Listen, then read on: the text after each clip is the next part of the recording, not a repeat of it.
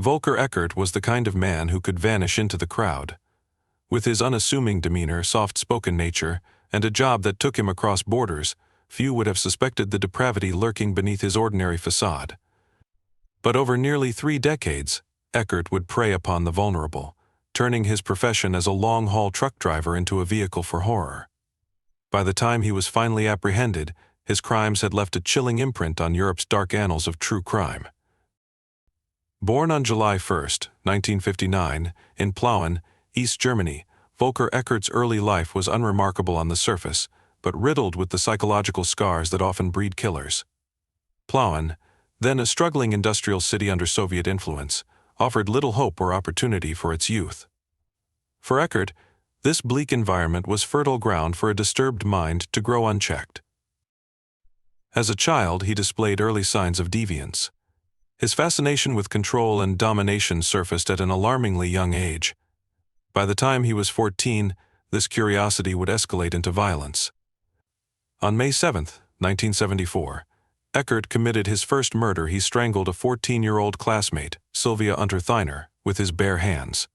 His motive, he later claimed, was simple: he wanted to see what it felt like to kill.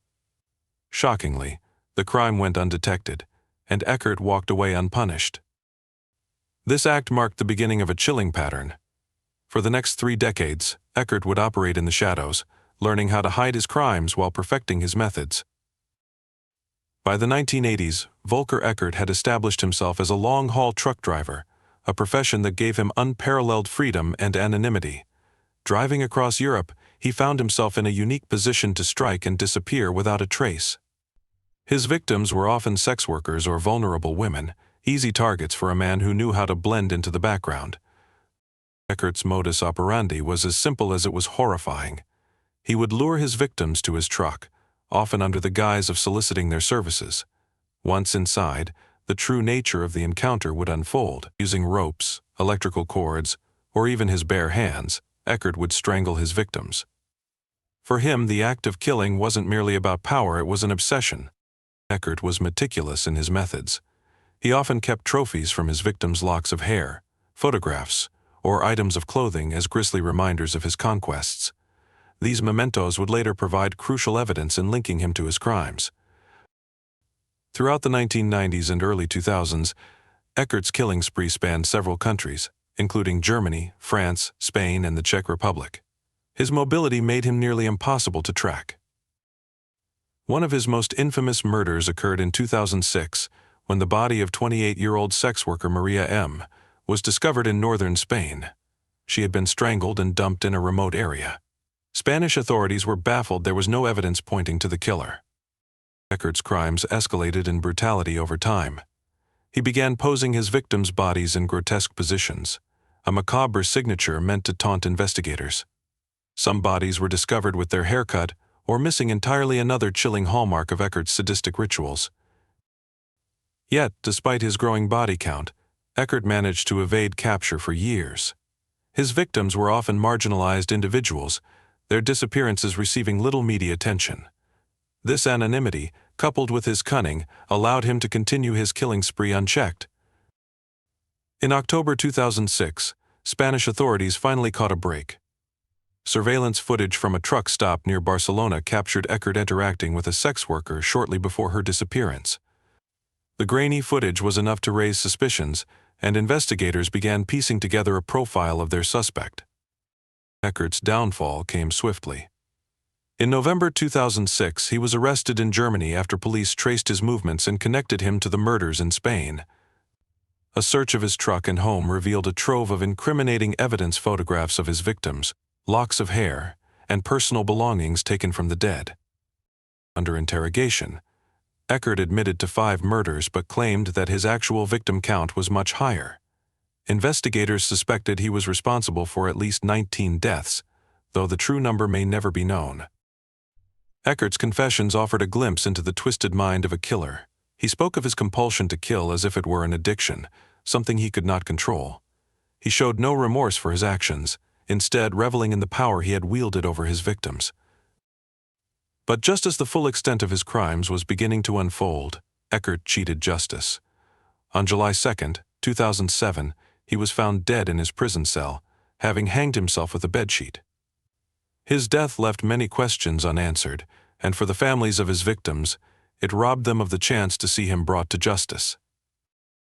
Volker Eckert's crimes serve as a grim reminder of the darkness that can lurk beneath the surface of ordinary life.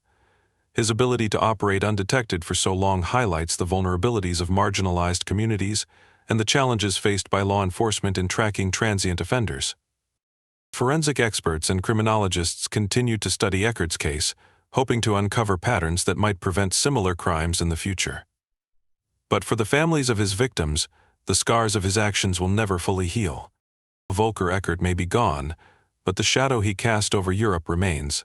His story is one of horror, a chilling testament to the depths of human depravity and the devastating consequences of a monster hiding in plain sight. Eckert's childhood wasn't marked by the overt abuse or violence that many associate with future killers. However, there were subtle signs of emotional neglect and a lack of stability in his formative years. Growing up in Plauen, a city stifled by the rigid control of East Germany's communist regime, Eckert had few outlets for his darker impulses. As a teenager, he began experimenting with acts of cruelty. He was known to torture small animals, a classic warning sign of psychopathy. What set Eckert apart was his compulsion to escalate. His fantasies grew darker and more vivid, and the line between thought and action blurred. The murder of Sylvia Unterthainer in 1974 was a pivotal moment. Strangling his classmate not only gave Eckert his first taste of power over life and death, but also taught him a dangerous lesson: he could kill and get away with it.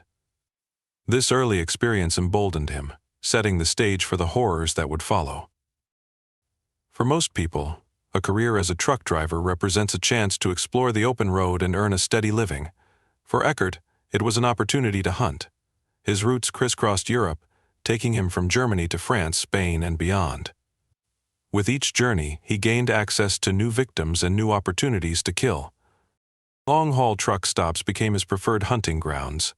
These places, often isolated and frequented by transient workers, offered the perfect cover for Eckert's crimes.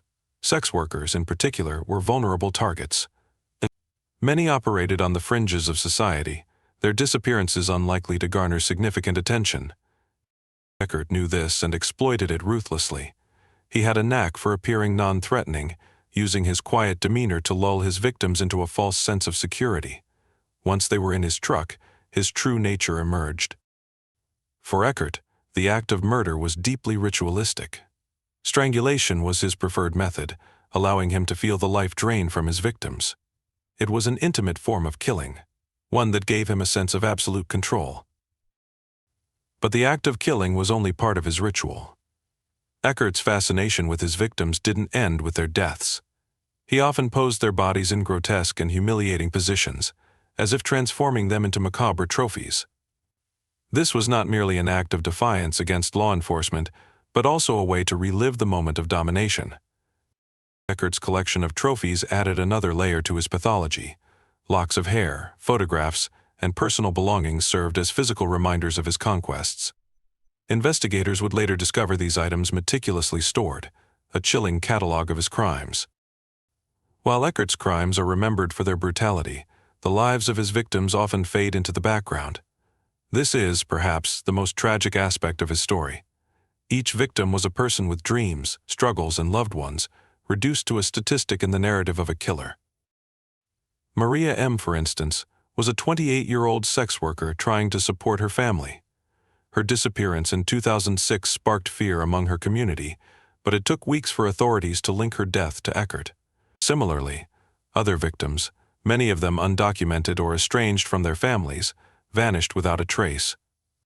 Eckert's ability to target society's most vulnerable speaks to broader systemic failures. The lack of resources for investigating crimes against marginalized individuals allowed him to operate unchecked for years. By the early 2000s, authorities in multiple countries were beginning to notice a pattern. Strangled women, many of them sex workers, were turning up near truck stops and remote highways. While the similarities between the cases were striking, the lack of communication between European law enforcement agencies hindered progress. It wasn't until 2006 that the pieces began to fall into place.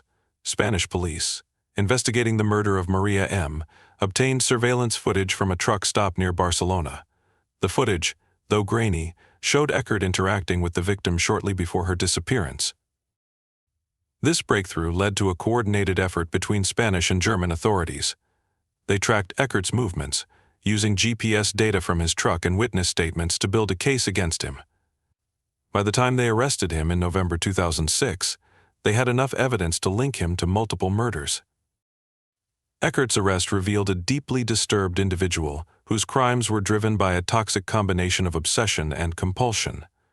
During interrogations, he spoke candidly about his need to kill, describing it as a force he couldn't resist. Psychologists who analyzed Eckert's behavior noted his complete lack of empathy and remorse. He viewed his victims as objects, their lives insignificant compared to his desire for control. This detachment from humanity is a hallmark of psychopathy, a condition Eckert exhibited in abundance. Despite his confessions, Eckert remained an enigma. He hinted at more murders than he was willing to admit, leaving investigators to wonder how many lives he had truly claimed. Eckert's suicide in 2007 was a final act of control, denying his victims' families the closure of a trial. For law enforcement, it was a bitter end to an already difficult case. His death left many questions unanswered, including the true extent of his crimes and the identities of some of his victims. In the years since his death, investigators have continued to explore cold cases that bear similarities to Eckert's known murders. Advances in forensic technology, including DNA analysis, have helped link him to additional crimes, but many mysteries remain. The case of Volker Eckert highlights significant challenges in combating transnational crime. His ability to operate across borders, targeting vulnerable populations, underscores the need for greater collaboration between law enforcement agencies. It also serves as a stark reminder of the importance of addressing societal inequalities. Many of Eckert's victims lived on the margins, their disappearances going unnoticed for far too long. Ensuring that all lives are valued and protected is a crucial step in preventing future tragedies. Volker Eckert may no longer pose a threat, but his story continues to haunt Europe. His crimes represent the worst of humanity, a chilling testament to what can happen when darkness goes unchecked. For the families of his victims, the pain of his actions will never fade. They are left to grapple with the loss of their loved ones, knowing that the man responsible escaped justice. And for the rest of us, Eckert's story is a sobering reminder of the evil that can lurk behind the most ordinary of faces. In the end, his greatest weapon wasn't his truck, his hands, or his cunning. It was his ability to blend in, to become invisible until it was too late.